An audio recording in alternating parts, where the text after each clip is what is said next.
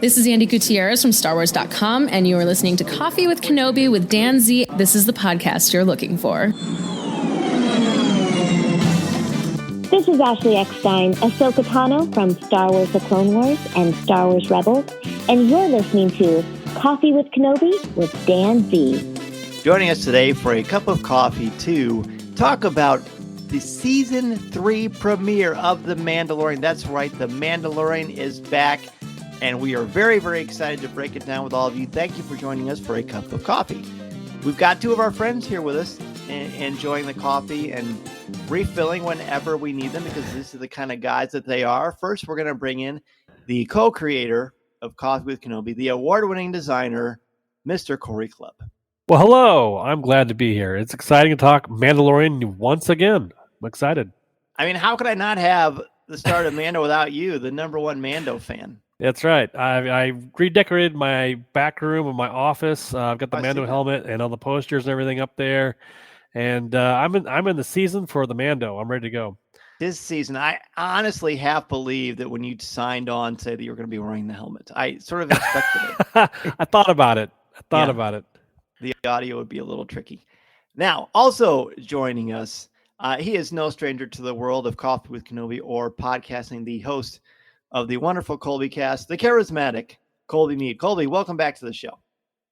Thank you so much, Dan. I'm so excited to be here, not only to talk about The Mandalorian, but to be with the number one Mandalorian fan, Cory Clubb. I'm beside myself. I'm so excited. Can't wait to get to it. It's true. I don't know if he set up a mirror or what, but he is literally beside himself. It's quite impressive. All right, let's do what we've been doing. It's working out really well. We're going to give one word to describe the episode and overall reactions to it. Cory, let's start with you. And maybe before you even do that, just for fun, share your excitement level for this season. Oh, thanks. I can't wait. Just coming off of, the interlude we had with Boba Fett, kind of the continuation of that story. Coming into this new season, it's almost kind of like anything's up for grabs. We don't know much about this, and we're really kind of dipping in to more of the lore, I think, of Mando. I know when we originally saw him for season 1, it was like, who is this guy? What's his background? What's going on? He was very mysterious. We got to know his travels and understand his relationship to discovering Grogu and all the adventures there. And so now I feel like we're really framing up a season really focused on his heritage and his past. So I'm excited to learn more about him, where he came from, and where his next adventures will take the crew there. So I know for me, my whole family watches this show. We are so excited to be able to jump on every Wednesday and check it out. And it is literally I love how Disney Plus has kind of brought that episode of the week or show of the week back. I really feel like that's really strong. It is. It's definitely makes it worth the wait. It really does. And it's exciting for us to digest, what happened this episode and what will happen next time. And then, think about theories or just like excitement, little things. And so I appreciate Disney Plus, doing this and making sure that, it's a spoonful each week along the way. So couldn't be more excited for it. Love it. So give us your one word to describe the episode. By the way, it's chapter 17. It's called The Apostate. Yeah, man. What overall thoughts, I guess, and then I'll see my word. I'm excited to jump back in this world. I know it's like we know kind of we've seen, Obi-Wan's show come out, and we saw Boba Fett do his show, and we kind of know those characters, the kind of like legacy characters. But Mando is really still that newer edge. I feel like I feel like that freshness to him, and so it feels like fresh Star Wars stories we're getting. And we're diving right back into this world of Mando and being all these great characters we met in the last season as well. And it's so much enjoyment to be able to do this. I just typed out the word here just to think through. Like it's just I put down wonderful, and it's kind of like excitement and happiness, but also it's wonder. And because I'm wondering what's going to happen next, and it's a good thing. It's a good feeling to have. I think overall they're kind of laying the groundwork for what's going to happen too in this episode. Exciting to see the Grief Karga and how he's built up the world that we originally knew as kind of a desolate backwater area, and just growth there. And so we see a lot of growth in these characters through this episode, and then of course the adventures as well. So very exciting stuff. I'm excited to actually, I can't wait to the next episode. Yes. Very good. Colby, what about you? Excitement level, and then one word for the episode, and then your overall thoughts on it. Literally everything Cory just said, just copy and paste, right click. I felt like Wednesday morning Tuesday night when I went to bed, I had that Christmas Eve excitement about it. And I actually thought back to 2019 when Disney Plus was about to go live, when Mando was going to basically open the doors of the store. And that morning, waking up and not being able to get onto the service because it was crashing. There's so much overload, and being able to actually get that first episode downloaded, to your phone, because it allows you to do that, and then just keep on trying to get onto the service, and then finally having to watch it streaming from my phone onto my TV because I couldn't get it to stream. And that's how much demand there was. And I felt sort of similar to this Wednesday morning when this episode was coming out, because this show has really just taken the world by storm. It's just pumped life and energy into Star Wars, which really, honestly, it had a lot of life and energy before this anyway, but this has just sort of brought it into this new era. This is the flagship, Mando and Grogu. This is the flagship of the galaxy. So I was really, really waiting. I did a rewatch of the 2 seasons and the Book of Boba Fett. I did. Nice. I've been doing giveaways on the Colby Cast Instagram all month just to enjoy the lead up to it. And it's like, I felt like almost similar to how I feel when a Star Wars movie is coming out, the anticipation level. So this, on Wednesday morning when I started watching it, just had all those same similar feelings and was just super excited, and it didn't disappoint. The word I'm going to use is everything, because to me, this episode sort of had everything that Mando has brought, that Star Wars has, right? We had monsters. We had this fantastic dogfight in space. Can I say it? Can I just say it? Purgles. I mean, what? I literally sat up on my couch, loved that little scene with Grogu. We got the Anzellans, right, from Rise of Skywalker. Mm-hmm. The music was fantastic. I love the themes that they're introducing already with belief, with, going forward versus going backwards, all things I'm sure we'll get into. But this episode had all of that. And if you compare it to the other first episodes of the other seasons, it's on the shorter end, but it still managed to accomplish so much. And as soon as it ended, I had that very familiar phrase in my mind. Is it Wednesday yet? Where's the next? I need another episode here. So mission accomplished. The Mando people have brought their A game again, and I can't wait for the next couple months. Pretty good stuff. My build up is, I'll just sum it up for you in a quick little story. I'll just give it to you in a number. It's 4. Last night, I went to bed because Mason and I do our Mando mornings. We wake up super early. I get everything ready so that he and I can watch it and then jump in the car and go to school. That's always been the way. I don't see these in advance.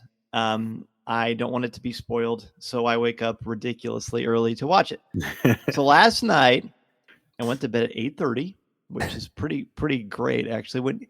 Kids, when you're younger, going to bed at 8:30 seems lame. When you're an adult with children, it's like paradise. Yes. Really. You'll see someday. So I woke up at 12:15, forced myself to go back to sleep. 1:30, forced myself to go back to sleep. 3 o'clock, forced myself to go back to sleep. And then 4:40, and then I just got up. I had like adrenaline. It happened to me Sunday night too. I kept waking up thinking about the Darksaber and the Mandalorian. Because really? like you said, Colby, all the new Star Wars stuff is fun. It's exciting, and I'm very much on the edge of my seat.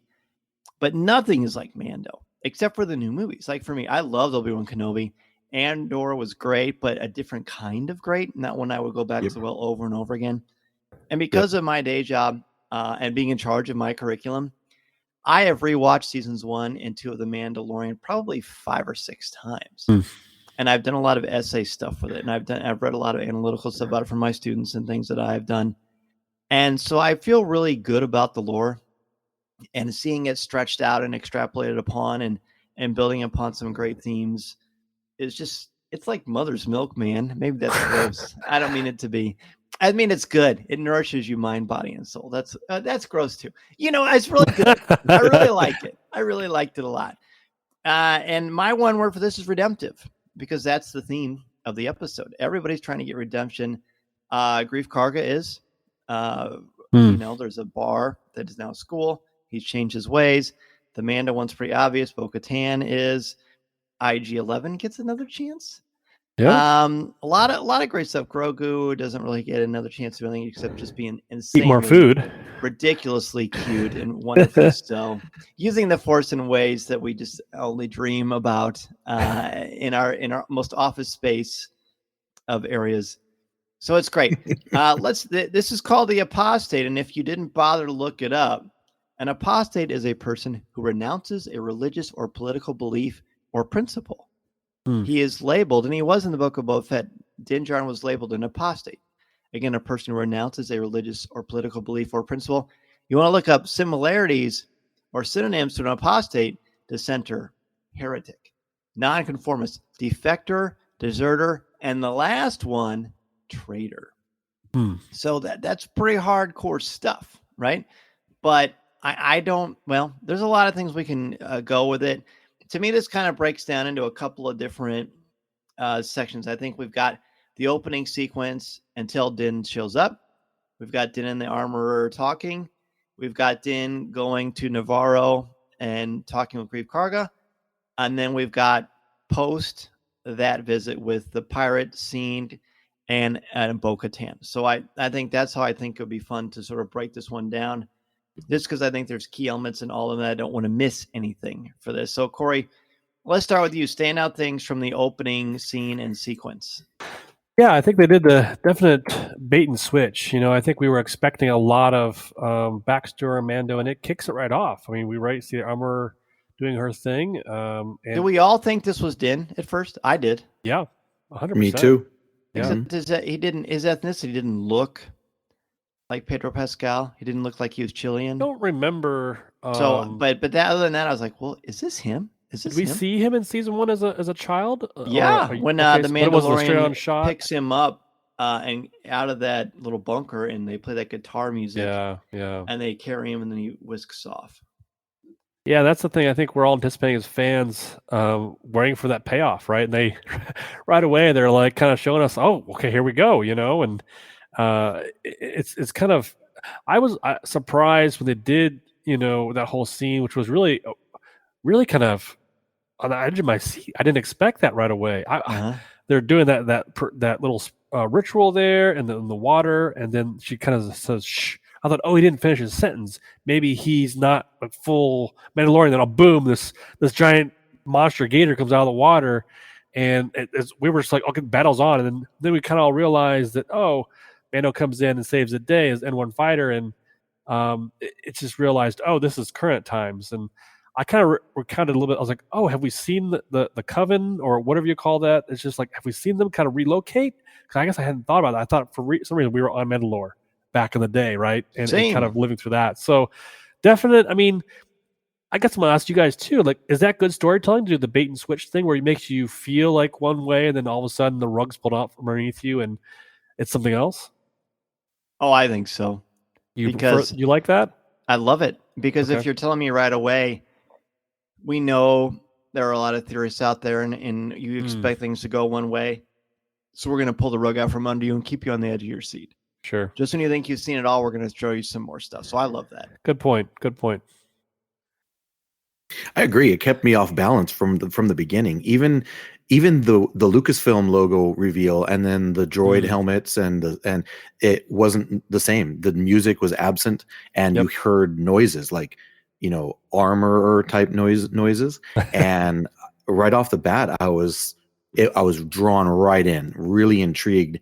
And I had the similar thoughts to, is this a flashback? Are we seeing maybe I've been watching The Last of Us, so they do a lot of that kind of stuff. So Yes. I sort of have that in my brain. Like, are we getting some backstory here to start off? So I was immediately off balance, but I was surprised and I enjoyed it. And then when that big monster, that big alligator turtle thing came out of the water, I just thought it was so exciting.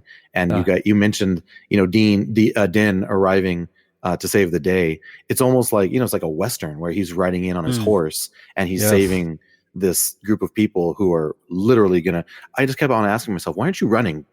Clearly these are flying. These things or fly away. Yeah. Some of them did, but like, just get out of there.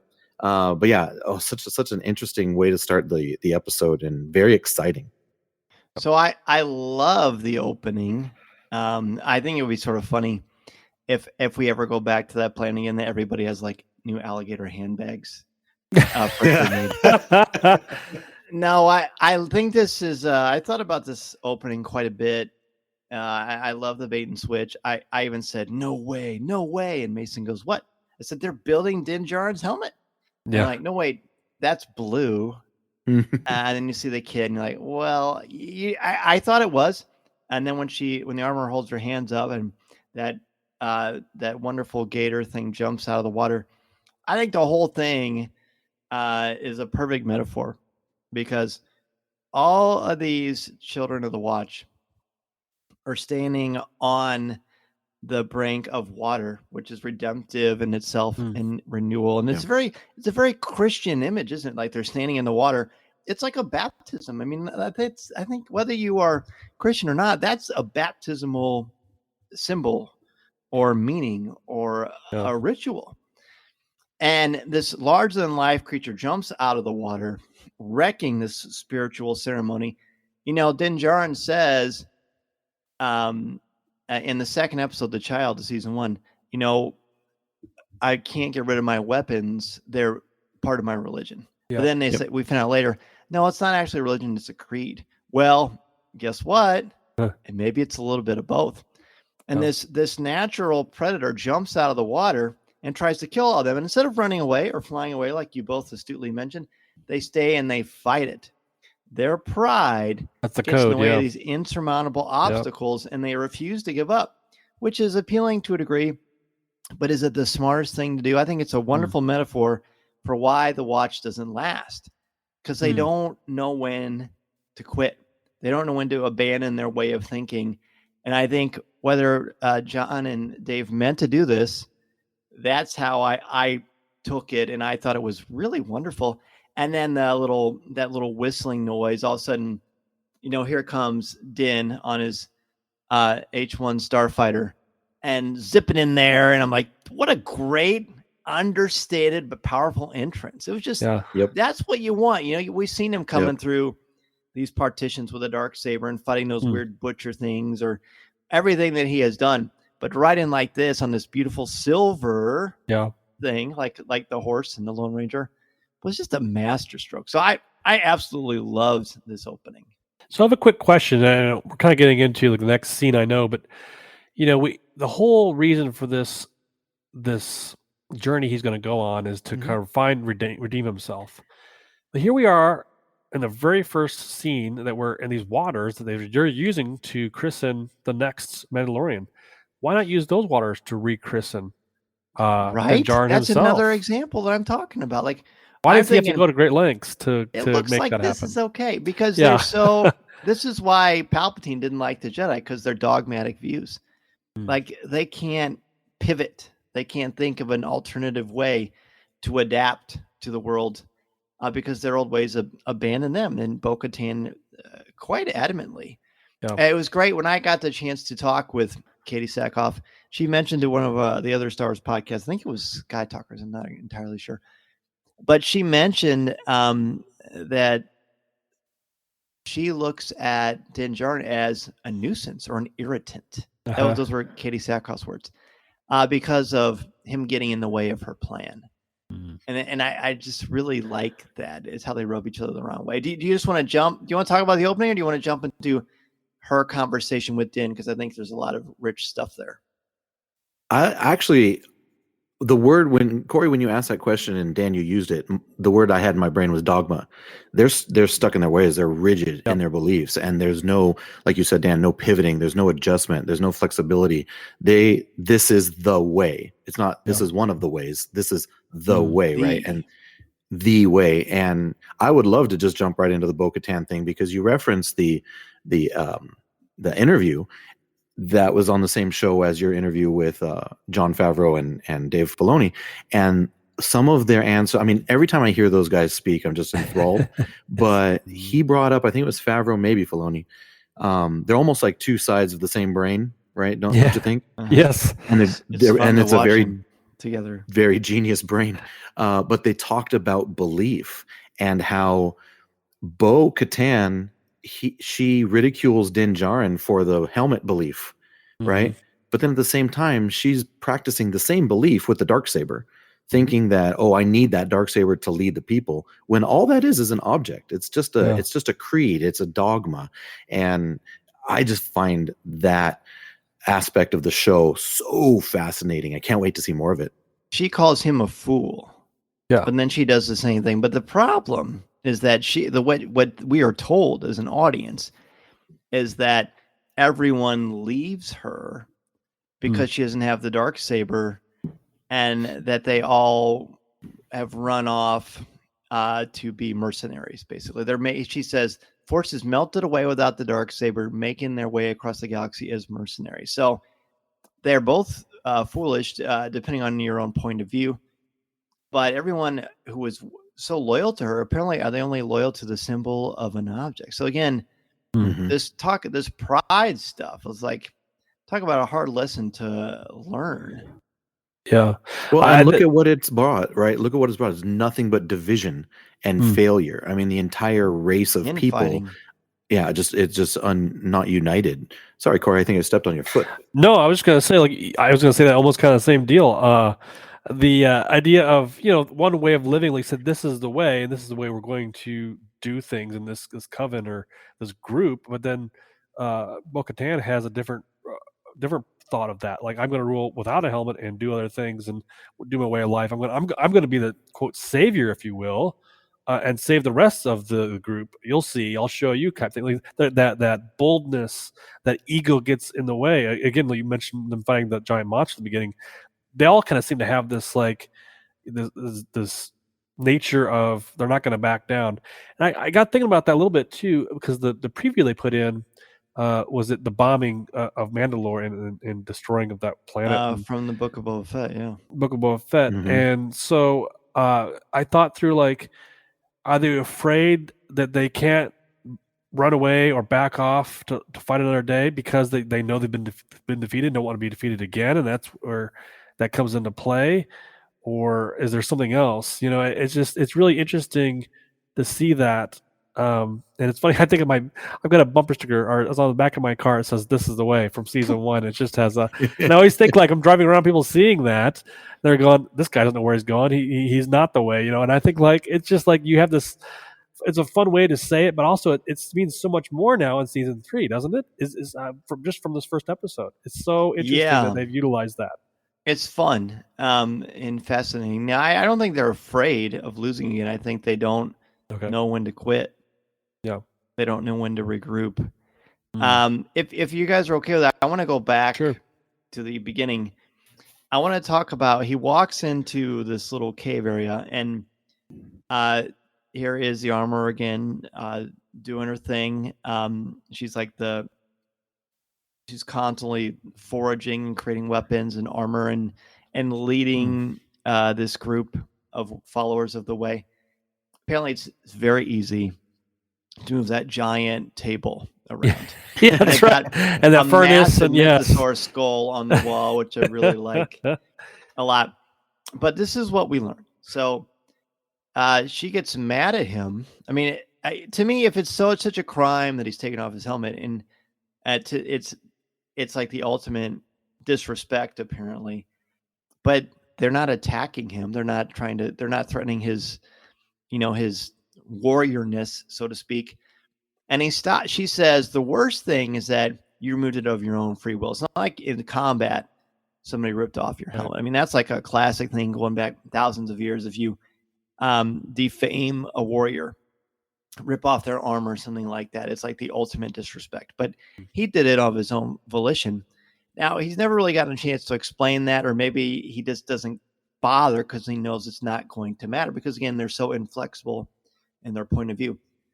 But he has this green shard, and if you look inside it, there's like a piece of like a manuscript or like from a tomb or just some sort of writing. And she says the Mandalorian surface is crystallized by fusion rays. But then he says, well, I don't think it's poisoned, because otherwise, where did this come from? A traveler gave it to me. So who's the traveler? We don't know. We don't know. And I'm not going to speculate, but I think it's interesting. So what he's been asked to do, he has to prove that he's going to bathe in the living waters, which are beneath the mines of Mandalore. And by creed, the decree of exile, I believe is what it says, it's going to be lifted, and then he is actually redeemed. Armor thinks about it and says, "This is the way." So that's the new mission. Can I pause you there? Please. It's interesting because she's almost undermining her own beliefs, right? Yeah. She's like, "Oh, I'll give you this one-off," and I got thinking about that a little bit. I was like, "Well, you've just kind of given him an out, or given a chance to come back, which is good. I think it shows growth." But also I think, why did she even let him into this den? Why did, I feel like she wants him. I mean, she doesn't want to be around him. She wants, be gone type thing. You're now apostate, right? So she calls him that. She's the one that, like you mentioned, that you had a great definition of that. I hadn't even thought through that. He's a wanderer. He's disillusioned or whatever. That's what their Coven, I assume, believes. But he's kind of proven himself as, hey, I kind of saved your guys' butts back there, like with my riding into my stallion, and you kind of owe me this conversation. So I feel like that's the framework for that. And then, like you said, they look at this crystal, and then also it's like she's kind of changing her ways, or I guess the way of how that's going to be. And I wonder how often that does happen. So I find it interesting that, like, maybe I was going back to my thought about the lake right out there outside the cave, and I thought, can I just walk out there and just like re-up? Like, I don't know. It's like, I don't know. I feel like you got no. We want to go out there. And she was even saying like, oh, it's poison. You can't go there. Like, there's no way. It's like, well, I can prove it to you. It's like, I've got to go to the River Jordan and be in the exact something like that. Yeah, there's definitely some mythos behind that, and I think that she wants to believe that as well, right? She's like, oh, this is interesting.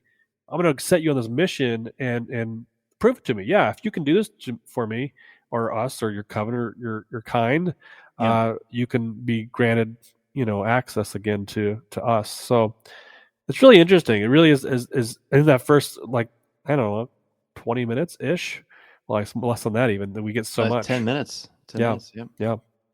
Cory, another thing that you just brought up is another example of their literal interpretation of their rules rather than symbolic, right? Because if it was a symbolic approach to their beliefs, then you just walk them outside the cave and you do your ritual there in the same water that the young boy was just getting his, taking his creed. But because they are so dogmatic and literal in their beliefs, that it has to be in the waters of Mandalorian. But I wanted to stop and appreciate Emily Swallow's performance always, right? Number one, because her vote, we've never seen her face, and yet her voice conveys, and especially in that one line where she said, "This is the way." I don't know if you guys heard it the way I heard it, but it was almost like a softer, "This is the way." Oh yeah. Like it was like all encouraging.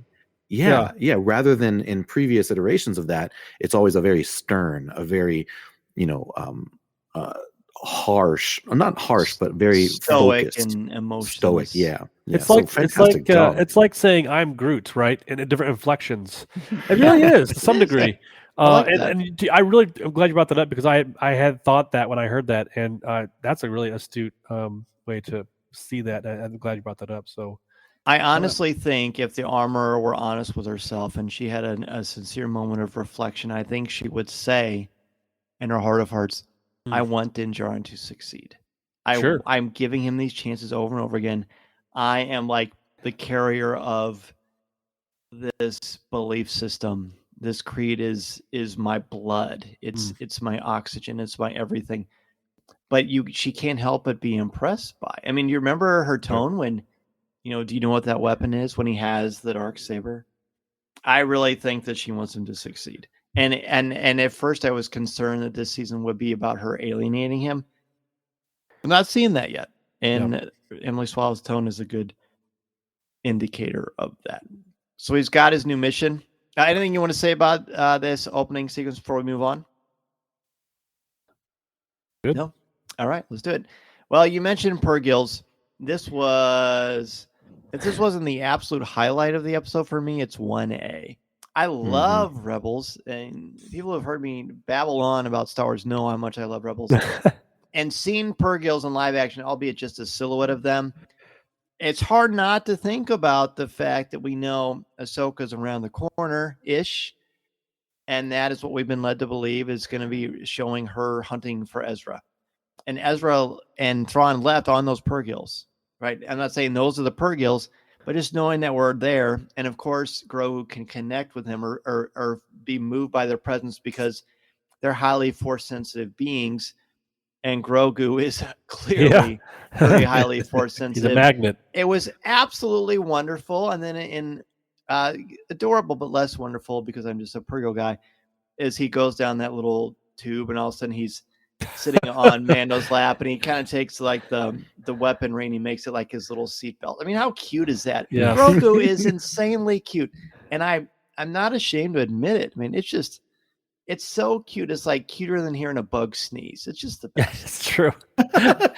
I'm glad you brought up the force whales because that is something is really interesting. I guess I had kind of forgotten that this is, we have Ahsoka series coming up, and there's been teasers all over the place. All kinds of stuff can happen. So I'm not gonna necessarily talk about that a ton, but like it's just cool to see how much these are connecting stories throughout Star Wars, and it just gleams back on itself, and it's so cool. And I was even my son goes, "Oh, that's right, Ezra. I forgot." Yeah, it's like almost like I'm going to go watch Rebels again. I want to go experience that again. So it's really cool to see them, mirror that. And also, I thought like, are they swimming Are they swimming? Do they swim in space? I guess you swim through the Force or not the Force, the light speed lanes. So I feel like they're the ones like taking the on ramp. I guess I don't know how to say it, but like I feel like. It's interesting because there's almost a whole other path around the galaxy via these species or these whales, and that's really cool. I find that really interesting aspect, and they've just blossomed so many different things in Star Wars that I tend to forget, and I'm so glad that they have just great storytelling, I think, and how much they care for this series and definitely this franchise. Love it. I was so thrilled when he's, I love seeing the hyperspace lanes anyway, because I just think they're so cool with the swirling blue and light, and it's so neat. Visually, they're so beautiful. And then, you're seeing that in the glass reflected on his little dome, his cool little seat, the little child seat that he has. And he's just looking up, and they're making this puppet have such wonder in his eyes. And it's just a magnificent thing they do with him every single time he's on screen. But then we see these Purgils, and I geeked out, right? I already referenced it, but then shortly after that, I thought to myself, I thought of something that Kathleen Kennedy said a year or so ago, and she referenced that Star Wars characters are designed to be recognized by their silhouette, right? If you think over the course from the beginning, you can recognize characters just by seeing their silhouette, and the Purgils are the same way, because immediately, as soon as I saw that, you didn't see any defining features. I mean, of course, you saw the tails and the sort of the rounded front, but we didn't see any details. But the minute, if you've seen Rebels, you knew exactly what you were looking at. And the ramifications of just that simple scene is, it's so, it blows your mind. There's a lot. There's a lot there. So he lands on Navarro. The opening to Navarro is great.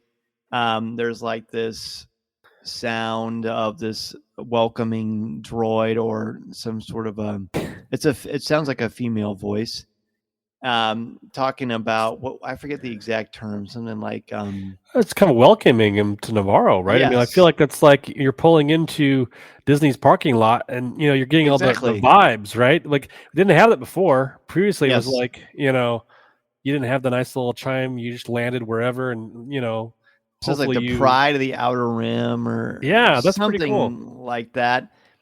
He lands. Right. Yep.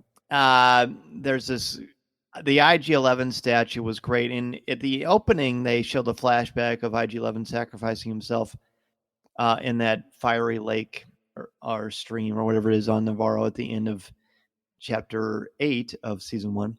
And so that made me happy. And I'm like, oh, and then you learn, first of all, High Magistrate Grief Card comes out. I love this character. High Magistrate. Yeah. High Magistrate. So he's all like, every time we see him, he's get a little more fancy, but you can tell that Mace even says to me, Dad, this planet looks so much different. I mean, it was very bright.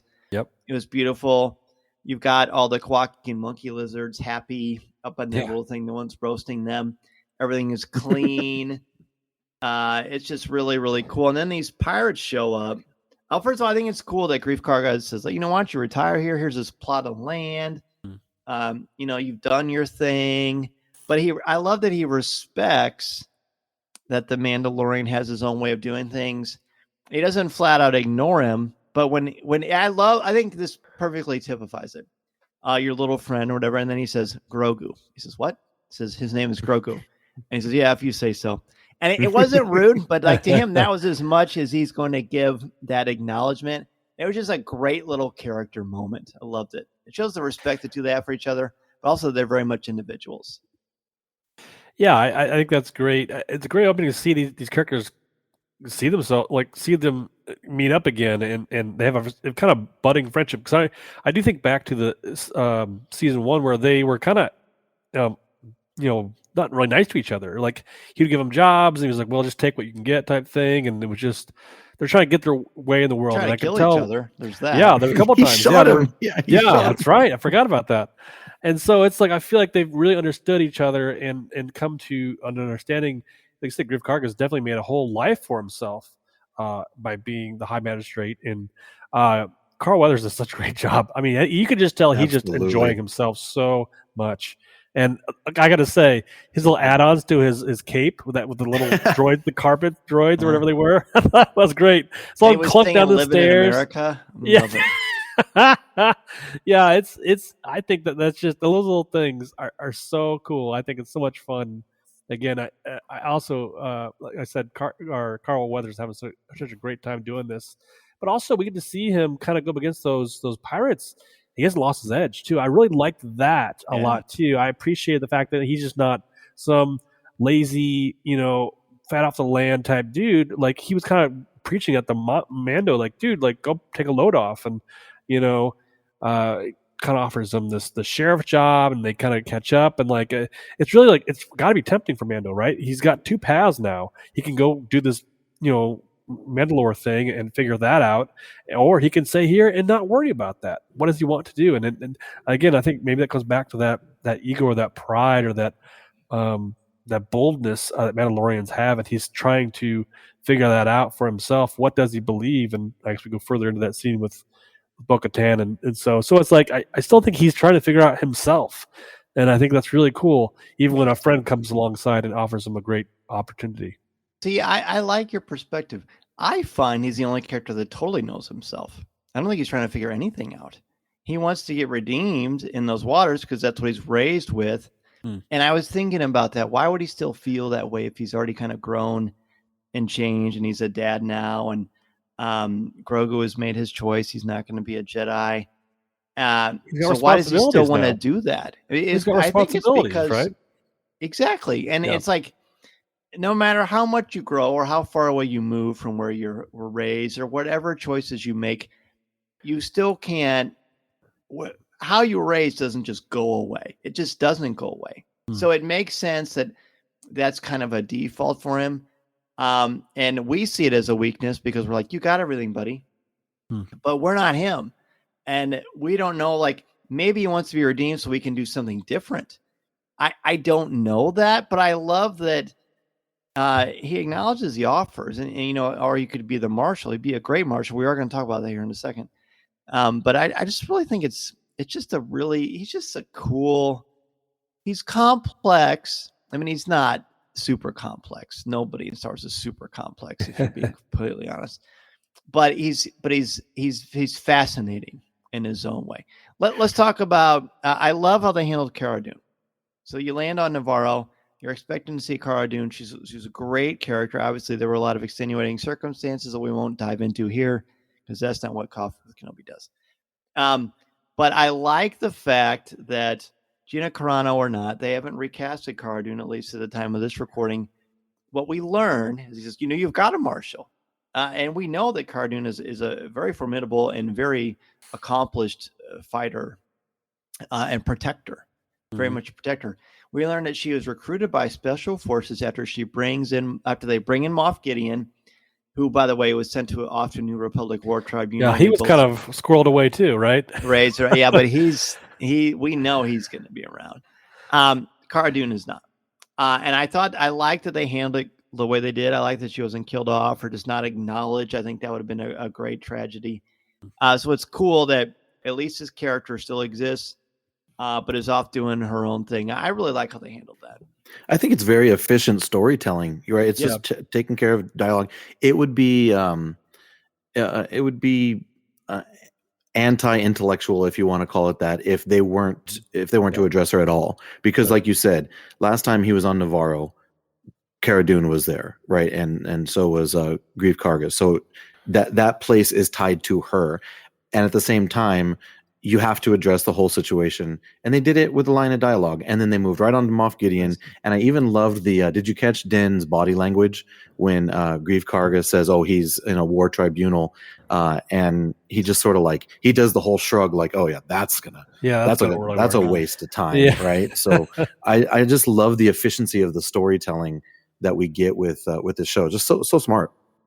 Yeah, I will say I agree with you guys in the sense of, in good story writing and storytelling, characters, are the blood life of those advancing stories, and they come and go. I mean, it's up to the writers to manipulate that and carry on a good story. And I think they handled it very well. Like you said, you don't want to alienate anybody fan wise, but also I think, don't take out the easy way, right? I feel like the easy way would have been like, oh, she's dead or blew up or whatever, right? You're leaving that path open. So hey, maybe we do bring her back season 4. Maybe we do bring her back eventually. Like, and you mentioned, oh gosh, I forgot his name now. The bad guy, Moff Gideon. Thank you. I was like, he was kind of in the same vein of like, well, we don't know. It's up in the air type thing. So. I feel like that's also an open road to say like anything can happen. And so back to what, originally they pulled a rug underneath us. I think they can do anything now. It's like they're keeping those doors open in the sense of the fact that, they control this universe, and we're here for the ride for what we're going to be shown. So. I wanted to mention, if we're going to be moving on, I just wanted to bring up 2 things about Navarro, that whole scene. Well, before the next one we get to, it was one about Din and just the arc that he's on that you guys were mentioning. And I feel like he's complex because he has this dogmatic creed about his religion, his helmet, but then at the same time, his personal beliefs, he's able to be flexible. So he's rigid in one sense, but he's flexible in another. Yeah. And I thought it was magnificent the way they've shown that to us, because the droid that he had the biggest problem with from the beginning, he's now going back to and wants on his side. He wants it back. That's true. It's just speaking of redemptive. Exactly. And then the other thing was Greef Karga. And just a small note, you guys were talking about how he still carries that blaster. He's gone legit, but he's still got that power behind him. I loved the little detail that he shot the blaster out of the pirate's hand. Right. He could have shot him anywhere, but he's got the skills and the will to shoot him in a non-lethal place for a purpose. And I also just like that they just don't kill things left and right. His whole crew got wiped out, but that's one thing. but Greef, when he had the guy's life in his hands, he shot that blaster out of his hand for a purpose, right? Go back and tell your boss that we don't play like that anymore. So it reminds me of the Bad Batch whenever they fire upon clones, they use stun. Yeah. That's The the first stun, thing, yeah. one of the first things I thought. Yeah, and that's It's the choice, humane. right? Yeah. This is a cold-blooded guy who was in charge of the bounty hunter guild and took life for profit, which is even acknowledged by this pirate. Vane is his name, Vane. Kind of a nice play on words of being a vain person. Well, he mentions, you know who you report to or used to report to. So there's a little thread there too to pick up on. We don't know if that's going to come into play either, but it sort of is at the end because that's Pirate King Gorian Shard. Oh, that's right. Yes, I have a note here about that. Yes, thank you. Yeah, who's got this wonderful seaweed beard. The first crossover between Star Wars and comic books. He's Swamp Thing. Black Crusade might have something to say about that, but yes, you're right. Yeah, so I like that notion too of like he keeps saying he sticks to his guns. Not really, but whatever. This is a school. No, this is a bar. I'm gonna go in there and makes a little joke. Oh, no wonder they wouldn't let me in. It's a school. Ha ha ha. You know, the idea of education versus being ignorance and rejection because you're not smart, but this is a choice that this pirate has made. And later he and his crew made Mandalorian at his finest, which was pretty great. Let's go ahead and take a quick break. When we return, we'll talk about the return of the Anzellan species, some more detail on IG-11, and more with Bo-Katan. I'm Dan Zare, and this is Coffee with Kenobi. This is Vanessa Marshall, and you're listening to Coffee with Kenobi.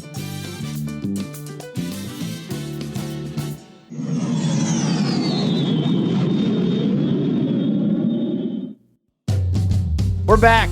We're talking about the Apostate, chapter 17 of season 3 of The Mandalorian. Gosh, it's good to have it back. Good to be back with all of you, Colby and Cory. Just got a refill, so we're ready to move on to the second half of this episode.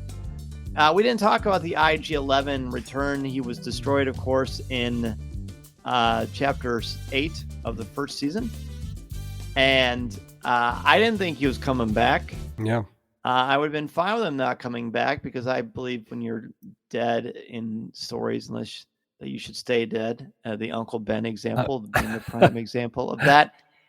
But they've got a new idea here. They're going to get some power to him. Mando wants protection, a droid that he trusts, which is, used to be kind of a unique idea. I believe Colby, was it you, Colby, that mentioned the idea of it's kind of a cool redemption thing, or was that you, Cory? I can't remember. No, it was Colby. About how from the beginning he didn't trust droids, and now he wants to go back and get the one he trusts the least. Yes, and now it's obviously that's not true. So I guess I want to know, what do you like this sort of angle? And I also think we should talk about that scene quickly because it's like a horror movie. IG-11 comeback, pretty cool. Yeah, I like it. I agree with you. I didn't expect him to come back. I was kind of surprised they showed that in the preview, from previous seasons of into this new season.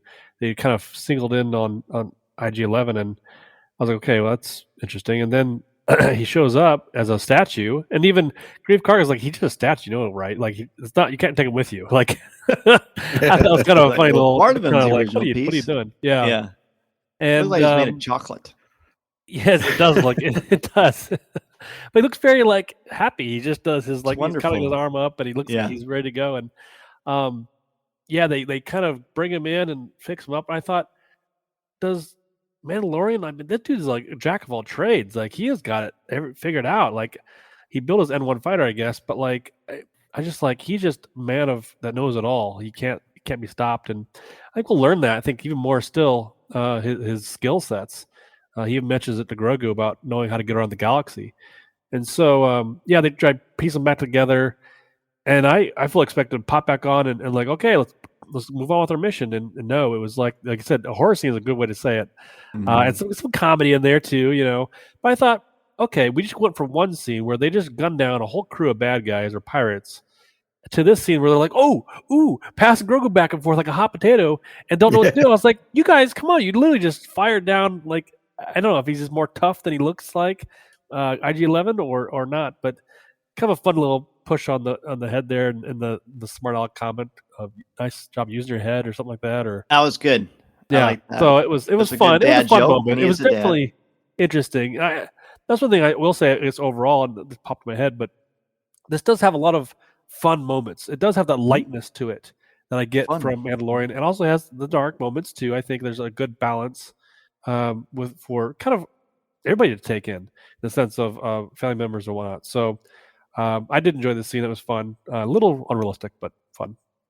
I'm okay with the idea of bringing him back. I'll admit that I did sort of think for a moment, well, what does that do to the sacrifice that he made, right? And but then you think, well, he's a robot. He's a droid. Yeah. He's made up of, right? Yeah. And that was a beautiful moment. I don't think this undoes any of that. I don't know. And then the other side of that is, whatever, if he gets IG-11 up and running again, it could be like IG-11 3.0, right? We've already had one version, and then Quill made a second version, and who knows what we may end up with at the end of this process.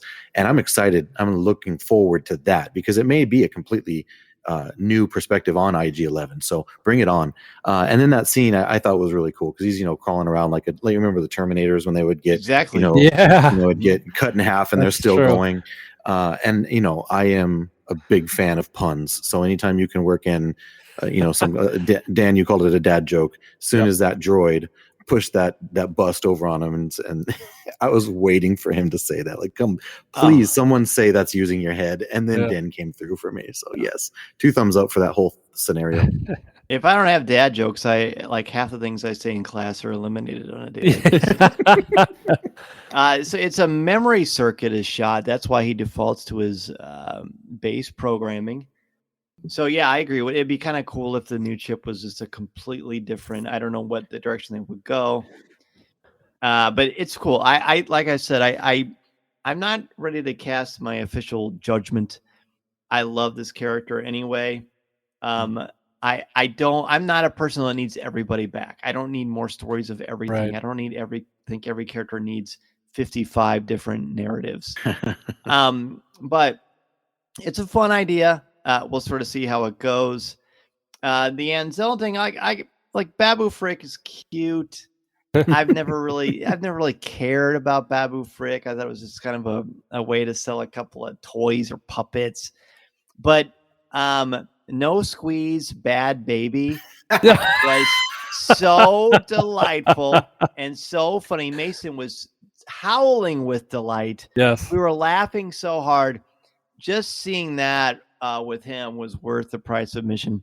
That was an absolute ball. And him talking to Mando, and then Grief Karga crouching down trying to translate when Mando understood it all, and like sitting there like crisscross applesauce, and said that was great. That was just fun. My son said, "Well, how'd they get IG-11 in there? That little mouse hole, like, like there's almost like how did Mando comedy get in there? aspect." Yeah, exactly. So it's like, but the Grief Karga's outside looking in. It's like there's a lot of comedy angles to Marvelous. this that like are really funny, and they kind of ham it up too, don't they? I think that's the best part about this. I like Dan, that I little tiny respect- pec muscles. I respect your opinion on Babu Frick, and I totally get it. But I got to tell you, buddy, you're wrong. We need a Disney Plus series with Anzellans. I don't care if it's 14 seasons. animated. I just need to hear like 22 minutes of those idiots talking. I absolutely love it. They crack me up, and I was so thrilled when Grogu just wraps up on one. He's just giving him a hug. No Squeeze, Bad Baby. Bad Baby. I wrote that down too. No Same. Squeezy, no squeeze. That's great. That scene had more heart than all of The Rise of Skywalker combined. It's not a slam. It's just facts, man. Just That's facts. hilarious. That's really funny. Yeah, that was Star Wars comedy at its best. It was delightful. So then we've got our pirate ambush. We get a quick scene of this pirate. Yeah.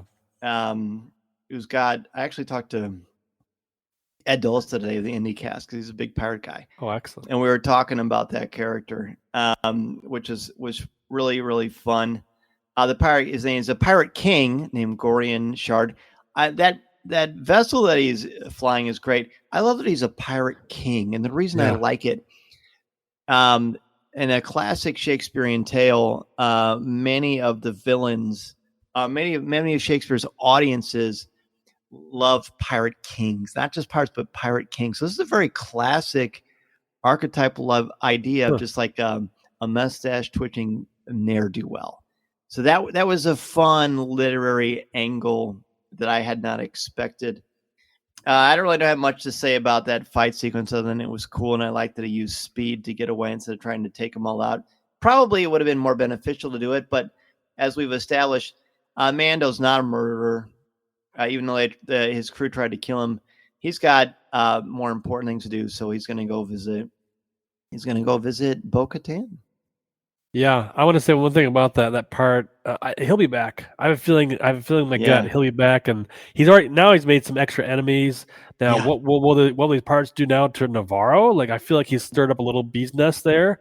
So I definitely think that they're come back around, and because that's the thing too. Those characters look great on the screen. The Pirate King. I thought what great practical effects. They're just like churning this stuff out. It's the bread and butter, man. I think love the look. I can't wait to see if there's going to be like an action figure or something like that, and how they'll kind of cross that over. I mean, they've done such a good job with that, even with Mando or with Boba Fett's series too. Just these hulking characters that you can just tell are from Star Wars. I think that's the best part about this. You see these characters, you go, "Yep, that's something from Star Wars," and I can see it walking, around Disney World on Batuu or something, Yep. So definitely very cool. I thought the whole space dogfight scene was just really exciting and really, really well done. And that's one thing I think that has sort of been missing from The Mandalorian is we just haven't had a ton of, those types of scenes. Because, I mean, how cool can just chasing people around in an empty vacuum of space be? But you put in an asteroid field, all of a sudden it becomes super cool. I think of like Attack of the Clones and Obi-Wan with Jango Fett, right? And their use of the music I thought was especially good here, because I don't even know what to call this. It happened in the beginning, in the first scene when Mando arrived to help with the big monster, and it happened 2 or 3 times during this dogfight, where when he's popping out behind these asteroids, they have like this quick Mando theme that they play with it, and it's just so cool. It's almost like it's like the Old West. Like a hero has his theme, so whenever he pops out and takes out one ship, they play it real quick, and then he hides again, and then he pops out and they play it real quick again. I just think like the Pedro Apocalypse is in full swing now, and he's just a rock star, right? Mando is just a rock star. He even has his own theme. So a very cool action scene. And I love that super cool sublight thrusters thing that he has on that N1. We got to see it in the Boba Fett episode. And then again in this one, he just flips that switch and gone. Cool. It's awesome. Done. If you're interested in more about the N1 Starfighter, there's a great article on StarWars.com all about it, by the way. Yep, that I wrote. I was going to say, who wrote that? Yeah. Very good. Awesome. So let's talk about the end. We already talked about sort of the paradox that is Bo-Katan calling him a fool, but sticking very sternly. I mean, she's clearly like, she's over it. She's lost. Yeah. She's broken. She's got anger, but she doesn't seem to have a lot of fight in her because she's not fighting for it. She needs a darksaber. She's not going to try to fight Din Djarin. Does she think she can even beat Din Djarin? That's what I was thinking. Good question. That too. Yeah. She so interesting enough to me. I love Kay Sackhoff. She is fantastic. She's one of my favorite. She's great. It's space heroes. A lot of space movies she's in, but I want to capture the moment where he does fly and he points out and goes, "Yep, that's Mandalorian Castle," or whatever he says, something like that. Yeah. And I thought, if my son was like, okay, just come out and say it, I guess. Like, we don't have to even think about it. Like, we're kind of like, wonder what that is. Oh, we're just going to tell you right away. We don't care. And like, to your point about the armor, like, she's just moving here. Like, how did this come to be? Like, it's just really interesting that. Yeah, take that. That looks better than Mandalore. Yeah, that's right. And then she's, like you said, she's alone, which, man, these hallways and the lighting and these giant, like, almost window-ish type things are just like, it looks like she's in a cathedral or something.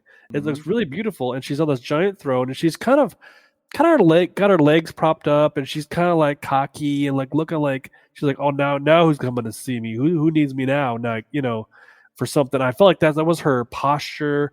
She's definitely giving off the vibe of like, I'm kind of too cool for school type thing, and that tells me like that's just where she kind of sits. That's her creed. That's her her credence. But she is. I think you guys brought up a good thing that I hadn't thought of. She's missing something. There's something she's missing. And I don't know what that is yet. We'll find out more. But maybe it's that relationship aspect of Mando and Grogu. And she's longing for that, but she doesn't know how to get it back. She only knows how to get the Darksaber and go through that deal and figure that out. But then, like you said, maybe she's afraid to face him. I don't know. Can I add that I sort of got like she's depressed vibes. Like she doesn't care. She's right. And what I think, Cory, what you're talking about to me is that she lacks purpose now. She doesn't have a direction because of this whole Darksaber thing, and her crew abandons her. And I'm excited to see if, and I don't swim in the speculation waters either, but sometimes I'll get my toes wet a little bit. But I'm excited those alligators in that water. Be careful there. Alligator turtles are coming after you. I'm excited to see if we get some kind of Din brings her purpose back type of relationship, because they started out. There's a mutual admiration and respect going back to season 2, but then by the end of that, it's more antagonistic, right? Because he has what she wanted. Well, now, Dan, I think you're right. She sort of resigned, like, I'm not getting this back from him. So will he bring some kind of purpose to her? Because it was sort of a bummer to see her looking like that. Bo-Katan has a great history in Star Wars, and she's charismatic and she's strong and she's a leader, but now she has nobody following her. And it was sort of sad to see. And can I say one more point about that? Can he please learn to close his doors? It was raining, and he just left the hatch open. He would always do that with the Razor Crest, and it just I don't know. Maybe it's my little OCD going. He needs to learn to close the doors of his ships. There you go. I don't think that's a little OCD. I think that's right on OCD. That's great. No, so here's what we learned from this sequence. I think we learned that, in her point of view, and this may be accurate, it probably is, forces, the cult gave up on Mandalore long before the purge, so she still blames Children of the Watch. She says they fractured and shattered her people, but it seems like there was a lot of fractured, sort of, we learned from Star Wars Rebels anyway. The mines below, the reason the mines are sacred and why you can't use other waters is because these mines supplied Beskar to their people. So it's almost like they believe Beskar from these sacred waters is almost sacred in and of itself. That's just my assumption. I'm connecting some dots here. Defined it as the mines between the Civic Center and the city of Sundari. Yeah. Those are the details that we learn about the plot. I don't get at all that that she feels superior. I get that she is like a depressed teenager. That's how she's acting. She's acting all depressed. Like you both said, she's got no purpose now. She doesn't have fight in her to be mad at herself and blame everybody else. She's not taking any responsibility for her actions. And maybe they'll bring into the fact that her sister was murdered by Maul and Obi-Wan, and maybe she still blames herself for some of that. I don't know. That's never come up. It wouldn't surprise me if it was somewhere below the surface. Katie Sackhoff in our roundtables did talk about that very briefly, which was cool, after being asked about it, prompted by it. I think the thing that's the most important here is that when he leaves, and listen to it again, the last piece of dialogue is she says, "Goodbye, Din Djarin," without any affection, without any kindness, with kind of like if she could spit out his name, I think she would. I think that I don't think it has to do with him. I think it's what he represents to her. I think he's jealous, right? To some degree, he has a mission. He has something he's going to go fulfill. Yes. She doesn't, right? So she's kind of like, dang. And he's a doer. Like, he doesn't sit around and wait and recruit people. Yeah. I think he is the physical manifestation of her perceived failure. Wow. And I think he walks away from her because she walks away from accountability. I don't have my saber, so I'm going to go home and I'm going to sit there and I'm going to stew, looking very unwarrior-like, right? And just giving up. She's got her little kingdom and no one is there. So who's the fool? Interesting. Yeah. Two quick things, one on Din and one on Bo. First of all, Bo almost it feels like how Darth Maul would sit on that Mandalorian throne, right? Absolutely. Just so Yeah. And it's almost the nonchalant. same exact pose. It's Right? probably not an accident. Very true. Absolutely, yeah. great call. And that says something, right, about that sure character. does. And then the other side of that is the supreme confidence that Din Djarin displays. He tells her, "I'm going to Mandalore, and I'm going to prove that it's not poisoned," and that changes everything for Mandalorians. If their home planet is somewhat hospitable and can build some type of habitat there, and he just says it straight out, "I'm going there and I'm going to show that it's not poison," and walks away. And that I'm sure did not sit very well with her being in the state of mind she's in. He's got this great thing that's this great humility about him. So I've actually done a lot of exploring about this through some religious things. And humility, this is a definition I've heard recently. I really like it. Humility isn't thinking less of yourself. It's thinking of yourself less. Now C.S. Lewis. That is from C.S. Lewis. Very good. That a boy. And so it's not that he is thinking selfishly. I think he has purpose for getting his Mandalore way back. Maybe he thinks that's the only way he can properly guide his son. Maybe.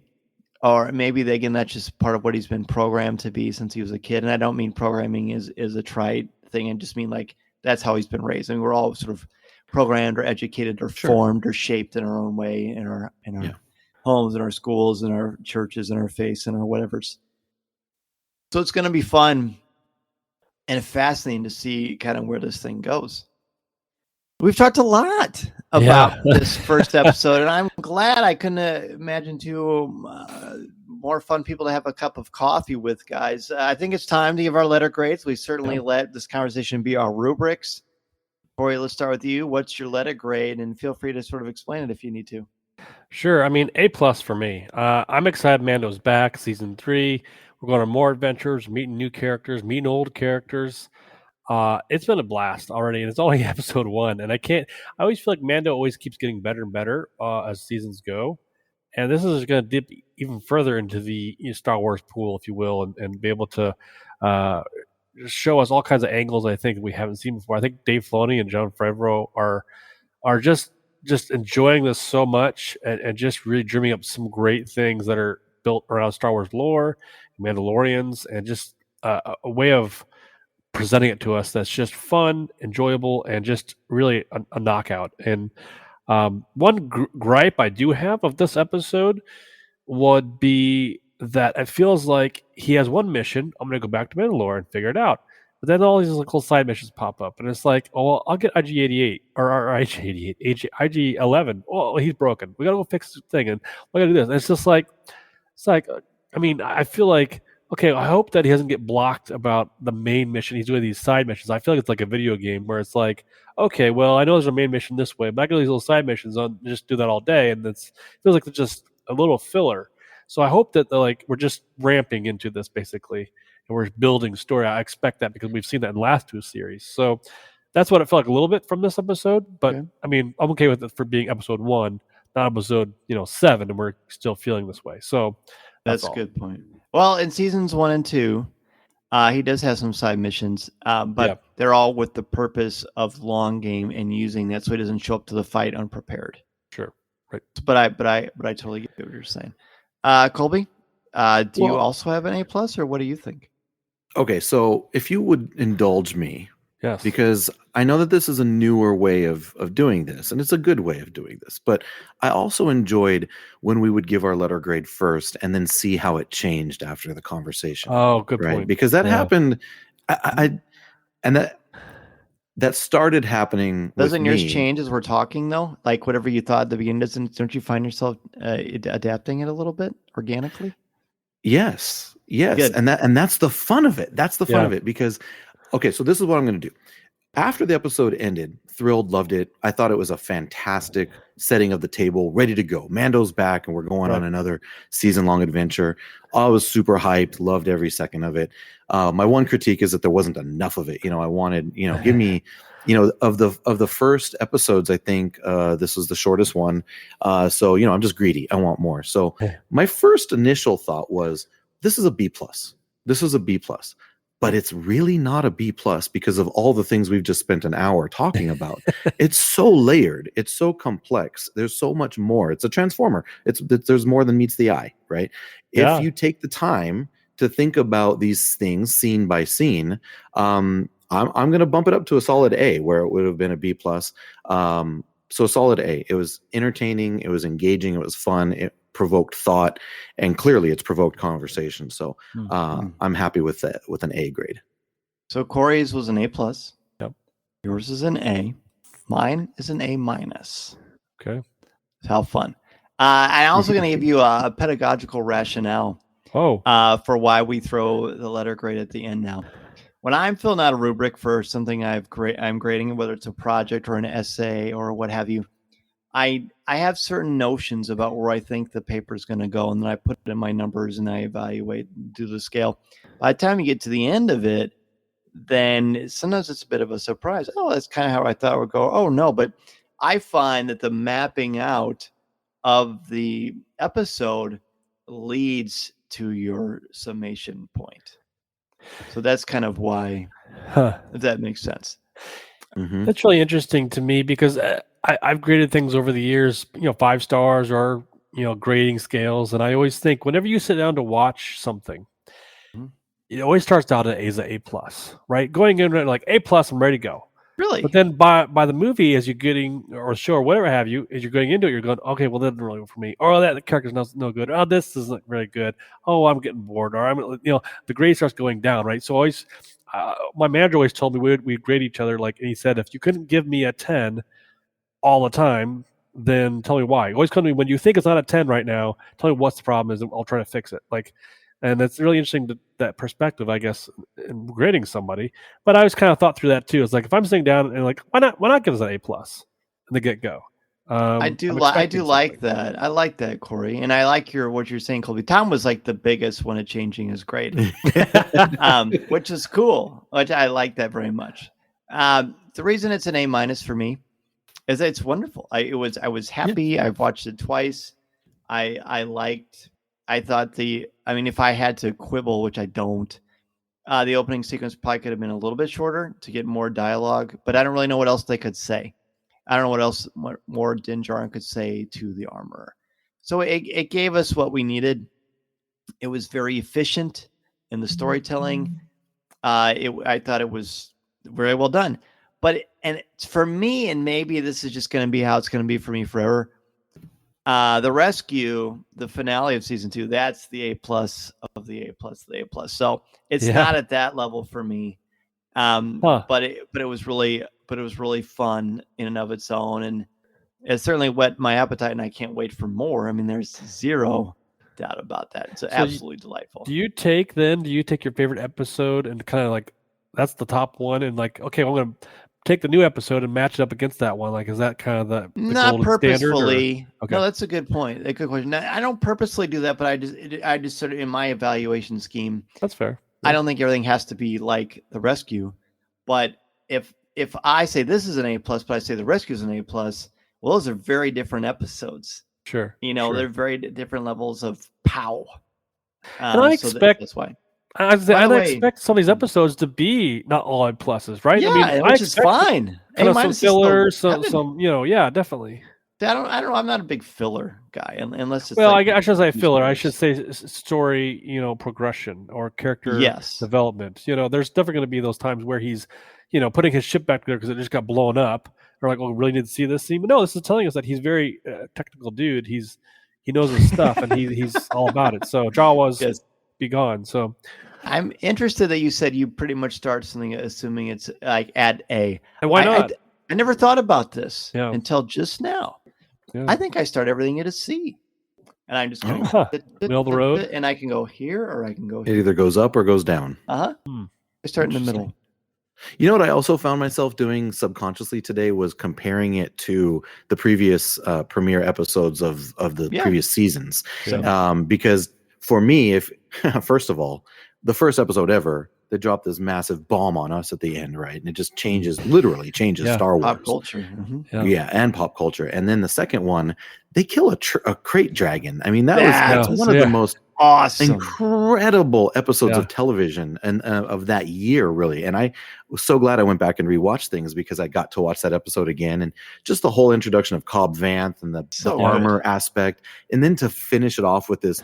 That episode looked so gorgeous. Just the production value on that was incredible. This episode is very different from both of those, but it succeeds in what it needs to do, because I keep hearing Favreau and Filoni sort of talking about the scope of this season, and the other two seasons were very direct, right? Din is on a mission for Grogu.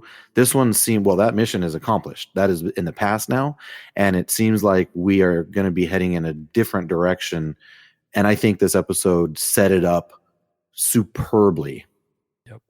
I like season 1 is finding self, season 2 is finding fatherhood, season 3 is finding spirituality. That's sort of what it seems like we've got here. Interesting. I'm here for it. Well, Favreau said he's got season 4 ready to go too. So that's right. Yeah. The scripts are written. We shall see what transpires. Listening to Coffee with Kenobi, you are, with Dan Z, the podcast you're looking for. This is yes.